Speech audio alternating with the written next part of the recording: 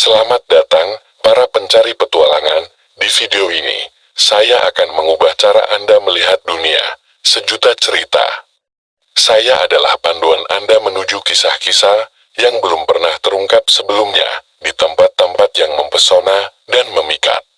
Saya tidak hanya menawarkan Anda sekadar cerita biasa, saya akan membawa Anda dalam perjalanan yang menggugah imajinasi, mengeksplorasi misteri yang tersembunyi, dan menceritakan asal-usul yang luar biasa dari kota-kota yang memukau. Dan hari ini, saya membawa Anda ke salah satu destinasi terhebat, yaitu Kota Banyumas. Dan selamat mendengarkan.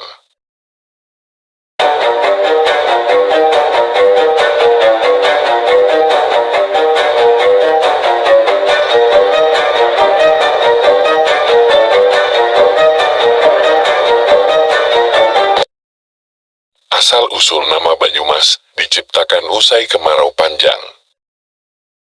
Asal-usul nama Banyumas sama seperti sejarah lainnya, muncul dengan berbagai versi, salah satunya dari Dinas. Asal-usul nama versi Dinas. Menurut versi dari Dinas, usai melewati pemimpin 3 generasi, yakni saat dipimpin oleh Adipati Mertayuda I Nabi Bawang, nama Banyumas baru ditemukan. Nama Banyumas muncul ketika kemarau panjang menimpa daerah Kewajar Santak. Masyarakat di sana membuat belik di pinggir pohon pisang agar air yang tersisa tertampung. Setelah itu, datang orang asing yang menunggangi kuda dan tampak seperti orang gila, membuat masyarakat tidak nyaman. Merasa kurang sreg, masyarakat pun menjebloskan sosok itu ke buing. Namun, ketika sudah masuk ke buih, orang asing tersebut tampak seperti berdoa. Tidak lama dari itu, awan hujan datang dan daerah Kejawar hujan sontak. Masyarakat pun merasa riang gembira. Mereka sangat senang dengan meneriakkan kata Tirto, sementara yang lain berkata Ruhmi. Oleh karena itu, terdengar seperti Tirto Ruhmi. Usut punya usut, Tirto Ruhmi dalam bahasa Jawa berarti Banyumas, singkatannya menjadi Banyumas. Setelah hujan turun, orang asing tersebut mereka lepaskan. Dia kabarnya melanjutkan perjalanan ke barat, yakni ke desa Dawuhan, Trumbul Kalibening. Asal-usul versi budayawan. Sementara menurut budayawan, daerah yang mengalami kemarau panjang bukan desa Kejawar, melainkan Selarong. Mulanya, kemarau panjang membuat air sumur dan sungai mengering. Berharap ada air yang tersisa, masyarakat membuat belik atau galian di tanah. Mendadak ada tamu dengan perilaku yang aneh datang ke daerah tersebut. Dia bahkan menunggang kuda. Merasa resah dengan kedatangannya, masyarakat pun memasukkan dia ke tahanan. Setelah tamu tersebut masuk buih, awan hitam mendadak datang.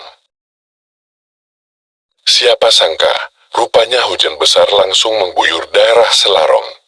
Masyarakat pun bersuka cita, mereka menyerukan kata, Banyu, Banyu, Banyu. Sementara itu, ada juga yang berteriak, Amas, Amas, Amas.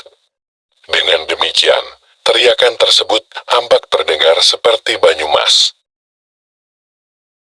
Lalu versi lain.